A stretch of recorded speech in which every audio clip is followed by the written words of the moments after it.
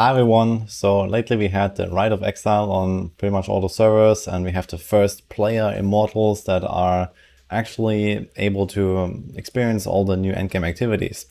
And there are a lot of people that also want to try to become Immortal now, and just maybe want to see what it's like. So I want to show you a little bit like what this is about. So similar to when you were a Shadow, you have this Immortal interface here, and there are different activities. So you're basically on the other side of this whole Rite of Exile and the Cycle of Strife war between the Shadows and the Immortals. So for example, there is the Defend the Vault instead of the Raid the Vault. So you actually go in and you try to stop the Shadows in the PvP scenario to try to keep as much items and gold and Essentia in the vault as possible. This is very important because this allows you to bolster your reign, and you get these sigils of dominance and you turn them in here, and this makes you unlock more and more perks over time. So there's like this interface here, and compared to the Shadows, this is actually like a faction-wide progression. So you don't have like your individual ranks, but this is like the whole Immortal faction moving forward and unlocking more and more things. So you get more powerful, you get some loot, you get some cosmetics even. So you get like the Eternal Crown as the Immortal themselves, and you get like I think some cape and some wings and these kind of things for as long as the reign lasts, which is most likely going to take roughly 1 to 2 months for the Shadows to end at some point. We don't know exactly because that was changed a lot, but this is the expected duration of a reign, depending on how well you do as the Immortals and the Shadows. One important thing is that if you want to try to join one of the Immortal clans on your server, you cannot be a Shadow already. So this is something that I want to highlight early on. You cannot leave the Shadow faction until the next Cycle of Strife has ended.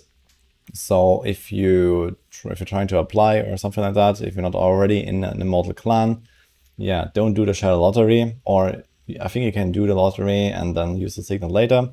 But either way, as soon as you are a Shadow, you cannot be part of the Immortals again. So for example, in our clans right now, we are actually, purging inactive members, getting new people in there.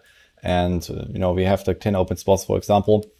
And I guess it's going to be kind of similar on other servers as well. So that if someone really wants to become Immortal to try out this stuff and they're active, then, most clans won't say no. But this Immortal faction will be locked in very soon, basically, because people will be recruited into the Immortals and then they're going to stay there. And they cannot really recruit more people later on. So as people, drop out the game, become inactive or whatever, and the Immortal clans would get into the position where they actually have to purge inactives again, this actually cannot really be filled up again until the next cycle turn. So basically the people that are being recruited right now need to stay there for like a month or two and be reliable. Now to get back to the other endgame activities, the most important one is the Kion's Ordeal. So this is a up to 48 player raid with 4 simultaneous boss fights. So there's like this little intro here, and this looks like this. So basically reminds a bit of Naxxramas with the 4 horsemen. We have like this, this little zone, and then you go with up to 12 players to each of those bosses, and you have to try to defeat them all at the same time, because if you kill them one by one, then they become stronger and stronger and actually become dangerous. So you do this, and then you get some loot at the end. And also everyone who participates gets a weekly legendary crest. So you can do this Kion's Ordeal, probably not enough early on so that everyone gets a crest, but as you progress as the Immortal faction, you will be able to do this Kion's Ordeal multiple times a week, so that everyone in the Immortal faction, there's only 300 people, can join during a week and get the legendary crest. So this is very important and something that you want to distribute as evenly as possible.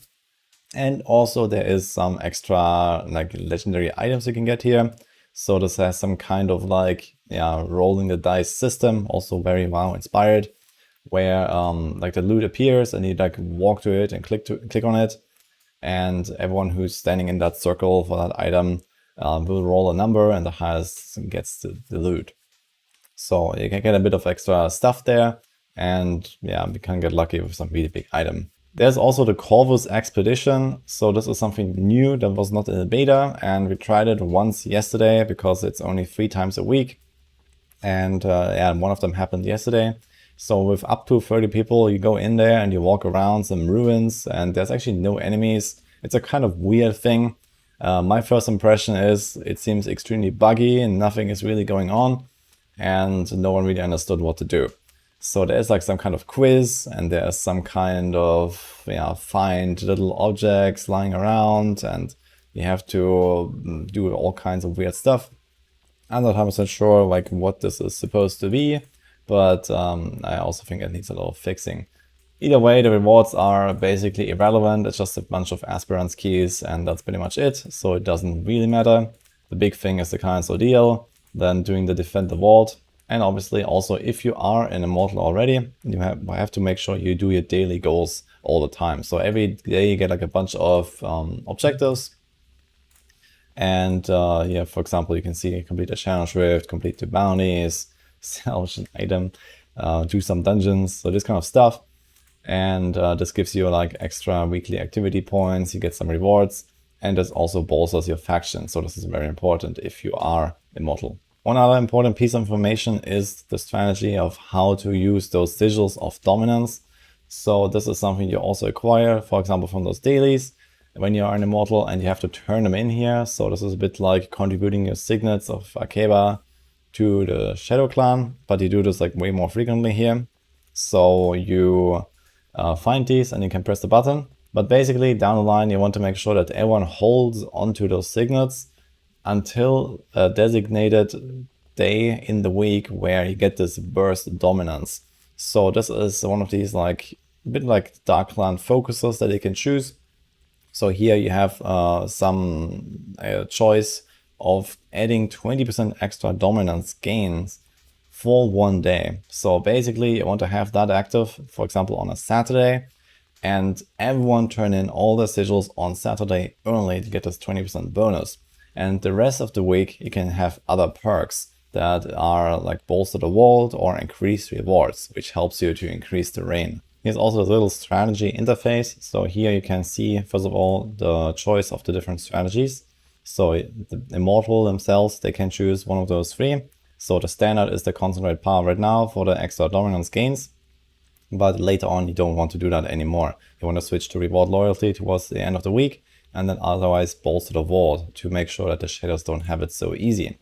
And if you look at the vault, not only do you gain this Essentia, which is important for Kion's Ordeal to open the raid, but you also have these items here. So there's actually a chance that if the Immortals defend it very well, you might keep some of those items here, and then some of them are actually like pretty well rolled with like triple stats and these kind of things. And depending on your contribution to the Immortals and your ability to defend the vault, you will be able to get some of those items at the end of the week.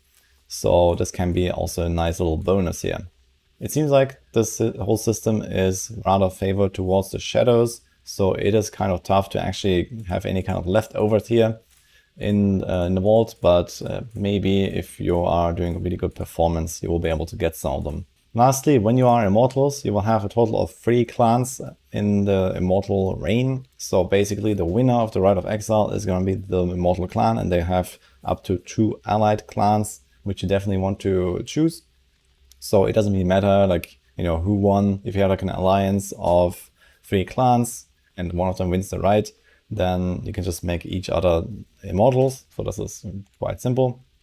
But the only difference really between those clans is like the Immortal leader. So in our case, that's me, because we actually won the Rite of Exile. And also the 4 lieutenants. So you'll be able to set 4 lieutenants, and they can only be from the winning clan. So I actually tried to give one of these roles to the clan leaders each year, but it didn't work. So we have to take them from our internal members. And those lieutenants also are kind of like part of this Immortal reign, and they're like slightly more powerful. They get a bit of like extra visuals. They have like a little buff that they can activate every 30 minutes. So nothing crazy, but it is like a fancy little thing. And that's also pretty much it for this Immortal overview so far. So I'm gonna probably make maybe another video at some point when we've figured out more as the reign progresses. Maybe when we have the first Rite of Exile and trying to defend against the shadows, these kind of things. That's gonna be quite exciting, I believe. But hope this gives you a bit of an idea what being an Immortal is about, what you want to do, and why. So we'll see how it goes. Hope you liked this little video, and see you guys next time.